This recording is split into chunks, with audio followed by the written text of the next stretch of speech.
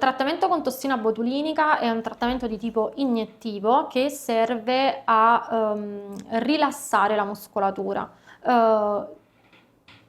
Tendenzialmente viene utilizzato sul terzo superiore del viso, quindi nella zona del contorno occhi e nella zona della fronte, permettendo il rilassamento della muscolatura e quindi un miglioramento delle rughe dinamiche. Per ruga dinamica intendiamo quelle rughe che si formano grazie alle espressioni del volto. Il Botox è un trattamento che può essere effettuato da chiunque, quindi sia da uomini che da donne, e tendenzialmente può essere utilizzato anche da un punto di vista funzionale, ossia possiamo andare ad utilizzarlo in alcuni muscoli come il massetere o il trapezio per ridurre la tensione muscolare in patologie come il bruxismo o la cefalea.